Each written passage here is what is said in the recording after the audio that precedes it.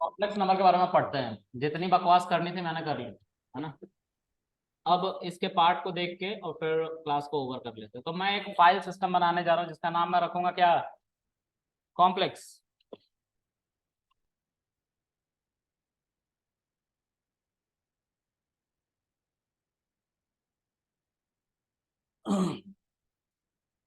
Python बनाने वाले जो लोग थे वो ज्यादातर किस डोमेन से थे? अच्छा, पाइथन कब आई थी? 1991। अच्छा, किसको ऑब्जेक्शन है क्या? किसने कुछ बोला? 1991 में आई थी यार पाइथन, ठीक है। अच्छा, तो जिस दौर में आई थी उस दौर में ऐसा बीटेक इन सीएस नहीं हुआ करता, बीटेक इन कंप्यूटर साइंस नहीं हुआ करता था। और जो होता भी था तो बहुत कम होता था, बहुत मिनिमम लेवल पे होता था। आज एक दौर है, एमबीए में चले जाओ एडमिशन लेने के लिए तो एमबीए इन एनालिटिक्स है, डेटा एनालिटिक्स, डेटा साइंस है, एआई है, फाइनेंस में, ठीक है। तो जब इतना डाइवर्स हो गया है प्रोफाइल, क्योंकि डिमांड हाई है, तो उस हिसाब से कॉलेज सप्लाई कर रही है डिमांड्स को, बंदे को पढ़ा रही है उस हिसाब से सिलेबस, क्योंकि उनको भी प्लेसमेंट कराना है। अगर प्लेसमेंट नहीं करा पाए तो फिर खराब है, कॉलेज से कोई आएगा ही नहीं ले जाने के लिए, है ना। ओके, तो जिस दौर में पाइथन बनी थी वो दौर था इलेक्ट्रॉनिक्स, सिविल, मैकेनिकल, इलेक्ट्रिकल, ये सब एवरग्रीन फील्ड हुआ करती थी। यहीं के लोग अच्छे अच्छे पोजीशन पे माने जाते थे कि काम कर रहे हैं, ठीक है। अब ऐसा नहीं रहा, अचानक से ऐसा क्या हुआ, पता नहीं क्या हुआ कुछ ना कुछ तो हुआ ही, बेचारे रोड पे हम आ गए, है ना।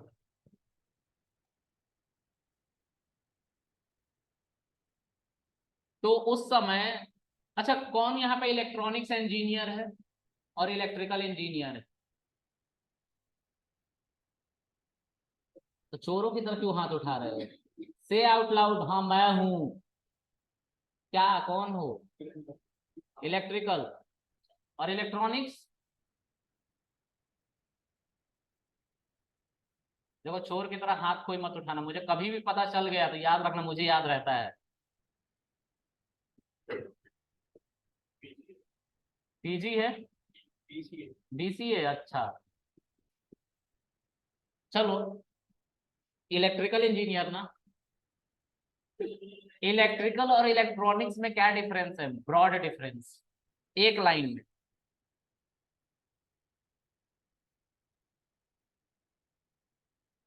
हाँ, क्या डिफरेंस?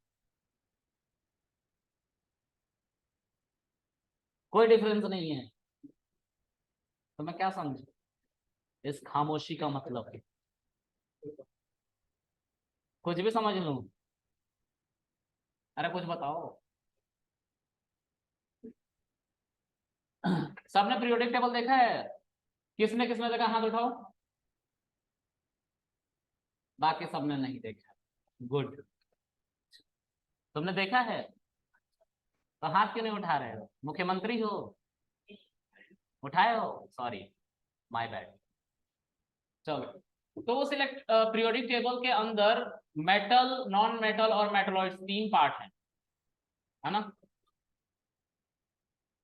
जो मेटल से रिलेटेड पढ़ाई करते हैं वो होते हैं इलेक्ट्रिकल इंजीनियर,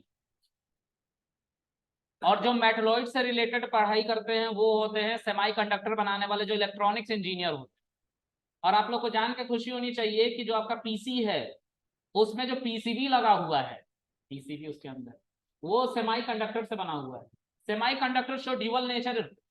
किस तरह का ड्यूअल नेचर? वो कभी कभी करंट को पास करती है, कभी नहीं करती है, उसके ड्यूअल प्रॉपर्टी होते हैं। कभी कभी गुड कंडक्टर बन जाती है और कभी कभी गुड इंसुलेटर बन जाती है, ठीक है।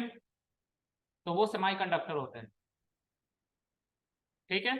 तो जो सेमीकंडक्टर से रिलेटेड पढ़ाई करते हैं वही हैं इलेक्ट्रॉनिक्स इंजीनियर, ठीक है सर। चीजों को ठीक से पढ़े, बेस तो पता होना चाहिए कि हम कहाँ से हैं, हमें अपना ही रूट नहीं पता है तो। चलो, तो जो उस समय के बंदे थे वो बंदे ज्यादातर इलेक्ट्रॉनिक्स डोमेन के थे, और इलेक्ट्रॉनिक्स डोमेन में होने की वजह से उन्होंने कंप्यूटर के सर्किट्स को बनाना स्टार्ट किया। तो लोगों ने सोचा कि अगर ये सर्किट बना सकते हैं तो क्या कंप्यूटर नहीं, प्रोग्रामिंग नहीं सीख सकते, और उनको पिक किया गया डेवलपमेंट के लिए और उनको ट्रेनिंग दे के और काम करवाया गया। क्लियर है? समझ आ रही बात? जैसे तुम्हें ट्रेनिंग दे रहे हैं, तुम लोग कर रहे हो, अब एक दिन चले जाओगे काम करने कहीं ना कहीं, इस हिसाब से तो नहीं जाने वाले। सबकी बात कर रहा हूं, इशारा उसकी तरफ था, दिल सबकी तरफ है। ठीक है? तो पाइथन को भी बनाने वाले जो लोग थे वो ज्यादातर इलेक्ट्रॉनिक्स डोमेन या मैथमेटिक्स डोमेन के थे। अब मैथमेटिक्स का नाम क्यों ले रहा हूं? सी, इमेजिनेशन पावर जिसके पास सबसे अच्छी होती है वो होते हैं मैथमेटिक्स के बंदे। अगर मैं पहले पेज पे एक क्वेश्चन लिख रहा हूं तो उसका आंसर कैसे आएगा उसको विजुअलाइज करने की पूरी टेंडेंसी मैथमेटिक्स के बंदों के पास होती है। हमें कोई वो मत करना, ऑब्जेक्शन मत कर देना, ठीक है? सुन लो बस, किसी के सेगमेंट को मैं खराब नहीं कह रहा हूं, जो रियलिटी है उसको समझाने की कोशिश कर रहा हूं। ठीक है? तो यहाँ पे ये है कि अगर कोई बंदा मैथ्स के पहले क्वेश्चन को देख के उसको कैलकुलेट कर सकता है, विजुअलाइज कर सकता है चीजों को, तो वो प्रोग्रामिंग भी कर सकता है, क्योंकि programming is a kind of visualisation. हम आज पहला लाइन का कोड लिख रहे हैं और जोमेटो कैसे काम करेगा उसको पूरी तरह बिल्ड एक महीने में कर दे, तो वो हमने पहले उसकी नींव रखी थी उसे, उसके अकॉर्डिंग। हम हिट एंड ट्रायल नहीं खेल रहे। क्लाइंट ने बोला अमेजोन बना दो, और जब हम बना रहे हैं 29वें दिन पता चल रहा है जोमेटो बन चुका है। क्लाइंट ले लो इसी को, खुश रहो। क्लाइंट बोलेगा ठीक है अभी जा रहा हूँ लेबर कोर्ट में। ठीक है? कोडिंग हमने करी है राइट, लेकिन वो कोडिंग सही तरीके से नहीं करी, तो ये प्रॉब्लम आ सकती है। इसलिए मैथमेटिक्स के बंदों को ढूंढा गया और उनसे कोडिंग करवाई गई। ठीक है? अब इन दोनों सेगमेंट के बंदों ने ये काम किया, मतलब डेवलपमेंट का, लैंग्वेज बनाने का काम, पाइथन को बनाने का काम किया इन 1991। 1989 से जो मुहिम शुरू हुई थी वो 1991 में जाके कंप्लीट हुई। उस टीम में ज्यादातर बंदे जो थे वो इलेक्ट्रॉनिक्स डोमेन के बंदे थे, और इलेक्ट्रॉनिक्स डोमेन में कंडक्टर, सॉरी, करंट को कहते हैं आई। फ्लो ऑफ करंट को क्या कहते हैं? आई, जिसका एसआई यूनिट होता है एम्पेयर। ठीक है? लेकिन फ्लो ऑफ करंट कुछ होता ही नहीं, वो एक साइंटिस्ट की गलती थी, जिसको लगता था कि करंट का फ्लो पॉजिटिव टू नेगेटिव होता है, लेकिन होता ऐसा कुछ नहीं। नेगेटिव टू पॉजिटिव इलेक्ट्रॉन का फ्लो होता है, ऑपोजिट डायरेक्शन ऑफ करंट। जब तुम फिजिक्स पढ़े होगे तो तुम्हें मिला होगा ये पढ़ने को, अगर नहीं आता है तो कोई बात नहीं, मैंने ट्यूशंस पढ़ाया ना बच्चों को तो मुझे आता है, इसीलिए। ऐसा नहीं है कि मैंने पढ़ाया जाके या स्कूल में बहुत अच्छा था, नहीं ऐसा नहीं। तो उसी चीज को वो लोग आई कहते थे करंट को। ठीक है? अब दिक्कत ये थी कि वो भी थीसिस पेपर लिखते थे कौन? रिसर्च की टीम में काम करते थे गुडो वैन रॉसम। ठीक है? एक रिसर्च ऑर्गेनाइजेशन थी, जैसे हिंदुस्तान का इसरो है ना, उसी तरह से नीदरलैंड में CWI है। ठीक है? वो भी नेटवर्किंग रिलेटेड प्रोजेक्ट पे काम करती हैं। तो उन्होंने इसको रिसर्च के बंदे ज्यादातर हायर कर रखे थे, और गुडो वैन रॉसम भी एक रिसर्च लेवल के डिवेलपर थे। ठीक है? दिक्कत ये थी कि करंट की यूनिट होती है आई, मैथ्स वाले कम थे उस टीम में जो पाइथन बना रहे थे, इसलिए उन्होंने आयोटा का कॉन्सेप्ट आई से रखने पे जोर नहीं दिया। तो आई थीसिस पेपर लिखते थे जब वो लोग इलेक्ट्रॉनिक्स के बंदे, तो आई से कंफ्यूज हो जाते हैं पाइथन का भी थीसिस पेपर देख के। तो उन्होंने बोला कि अगर तुम्हें आयोटा मानना है तो तुम आई के जस्ट बाद वाली वैल्यू अल्फाबेटिकल ऑर्डर में जे को मान लो। तो जे जो है वो क्या है? हमारी आयोटा है पाइथन में। क्लियर है? किसी भी नंबर के लास्ट में if you mention J, that will be a complex number. ठीक है? समझ में आ रही है कहानी? किसको नींद आ रहा है? बोलो। नींद आ रहा है?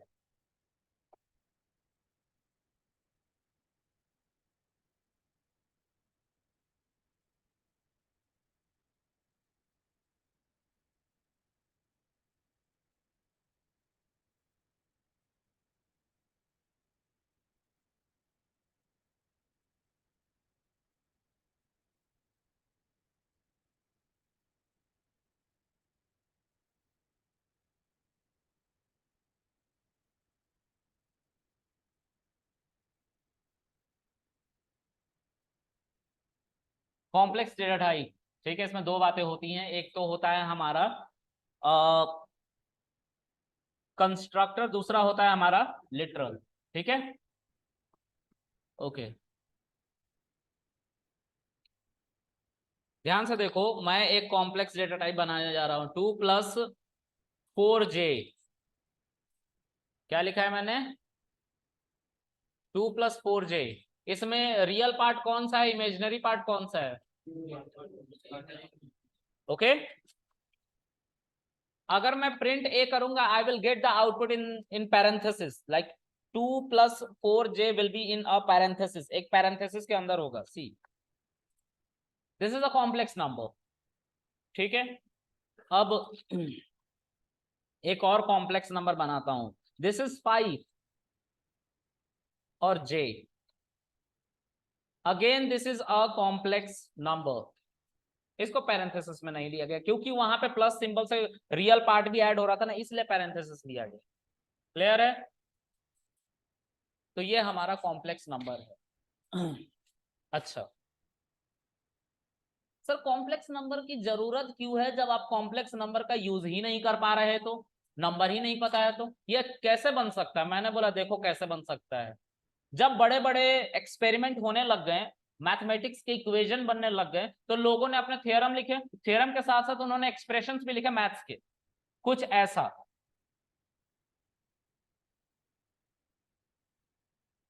ठीक है, तो जब इसकी x की वैल्यू कैलकुलेट करने लोग जाने लग गए, तो +1 -1 बन गया और रूट के अंदर वैल्यू आ गई, बाय डिफॉल्ट ये जनरेट हो गया। इसको इंटेंशनली नहीं जनरेट किया गया, बाय डिफॉल्ट एक्सप्रेशन को सॉल्व करते करते, पर इक्वेशन को सॉल्व करते करते ये जनरेट हो गया। अब इसकी वैल्यू तो अननोन है। जब अननोन है तो उस वक्त तक के लिए इसको रोक दिया गया। मतलब क्या है? देखो, जब तक आर्यभट्ट नहीं आए थे तब तक जीरो का इन्वेंशन नहीं हुआ था, तो क्या हम जीरो नहीं यूज करते थे? तो जवाब है नहीं करते थे। लेकिन उस जीरो के बदले में क्या बोलते थे? कुछ नहीं। अगर मैं तुमसे पूछूं कितने रुपए हैं, कुछ नहीं है। ठीक है, लेकिन आर्यभट्ट आए तो उन्होंने बोला नहीं, कुछ मिस है, उसको जीरो बोलेंगे हम आज से, और उन्होंने जीरो का इन्वेंशन कर दिया, है ना। तो जीरो जो है जब इंट्रोड्यूस हो गई तो लोग बोलने लग गए, I have ₹0, sorry, I can not pay you, some sort of things, ऐसे। हाँ, ये मैंने रेस्टोरों में सुना है। मैं यूएस स्टाफिंग से ही चिढ़ा हुआ हूँ इंग्लिश को लेके। हाँ, तुम माइंड मत करना, ठीक है, तुम पे बिल्कुल नहीं बोल रहा मैं। ये चिढ़न बहुत पुरानी है। ठीक है, ये चिढ़न तब की है जब मैं यूएस स्टाफिंग में काम करा करता था, 2019 की बात है। तब से मैं चिढ़ा हुआ हूँ। मैं टीम लीड रह चुका था यूएस स्टाफिंग में। तो अंग्रेज आते थे, वो तो खैर ठीक है, लेकिन हैदराबाद वाले, हैदराबाद नहीं हैदराबाद, जब पूछोगे where he actually belongs to, Hyderabad. अच्छा, ये क्या है? Let me guess, is this a new state और country? He is spelling it for me, HYDRABAD। Oh Hyderabad, yes yes Hyderabad.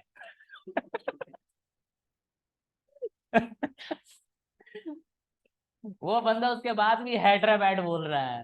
ठीक है, तो ये जो इंडियंस पहुंच जाते हैं ना, ये अपने आप को उन अंग्रेज का भी चाचा समझते हैं।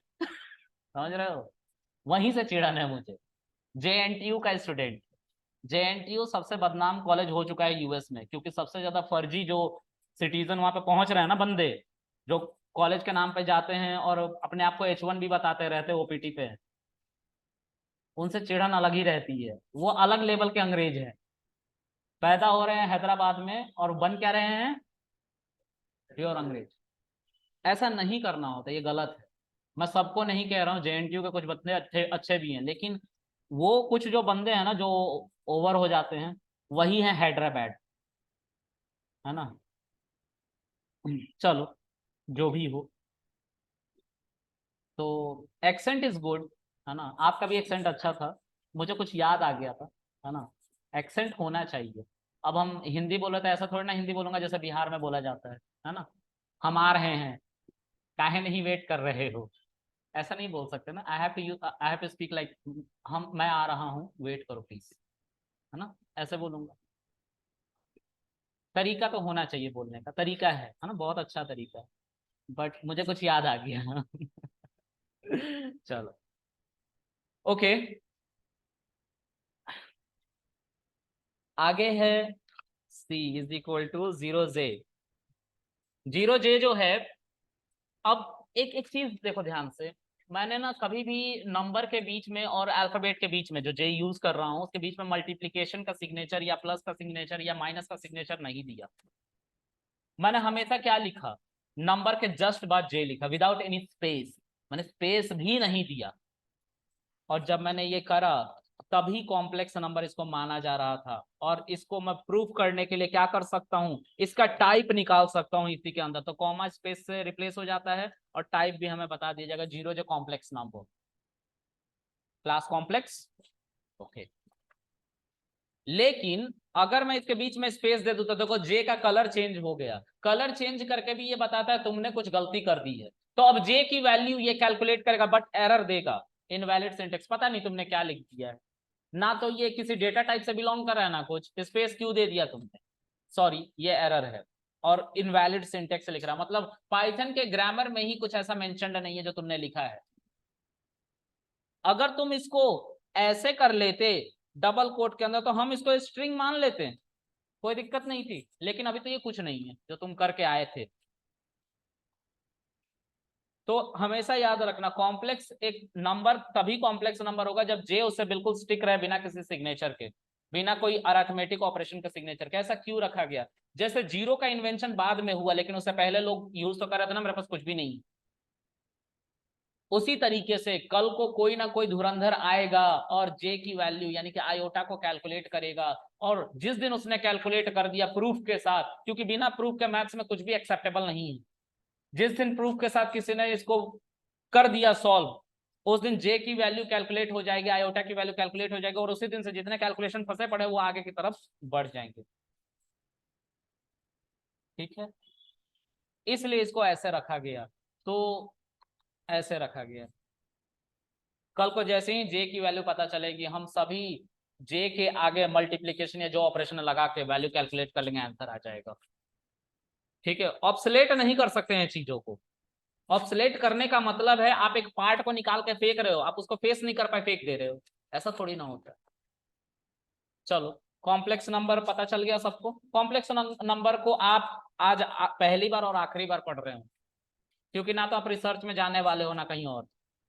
ठीक है, अगर रिसर्च में का तो पाइथन जैसी लैंग्वेज अगर बनी तो कॉम्प्लेक्स नंबर का टर्म आएगा वहां पे, you have to solve those things.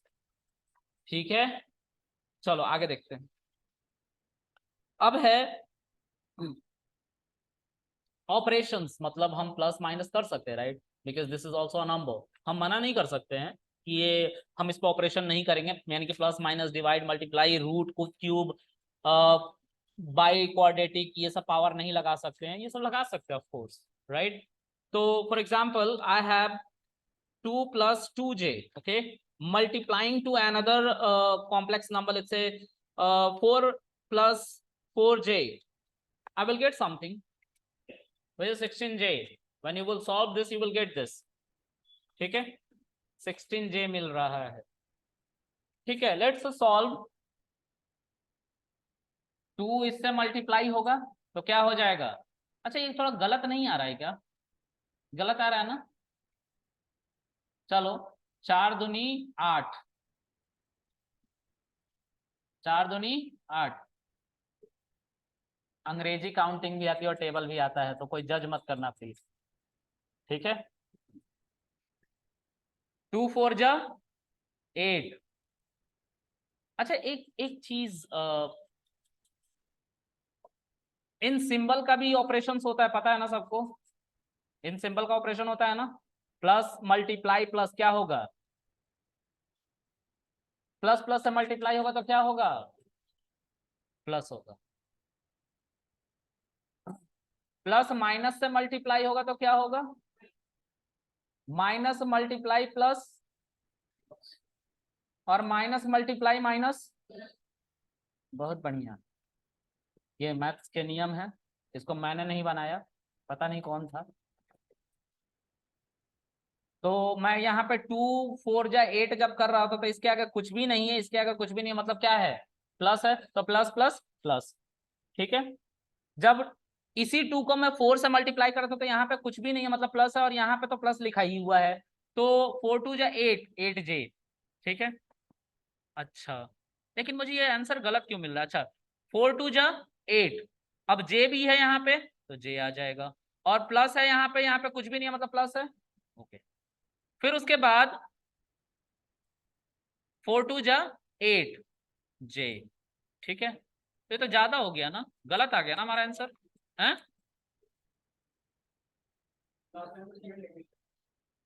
अच्छा, जे स्क्वायर हो गया, हाँ 8 जे स्क्वायर होगा। अब देखो, अब 8 की वैल्यू को क्या करो, कैलकुलेट करो। यहाँ पे 8 हो गया, यहाँ पे 8 जे हो गया, क्योंकि जे की वैल्यू तो पता नहीं है ना, √-1 उसको हम कैलकुलेट कर ही नहीं सकते मल्टीप्लाई करके भी।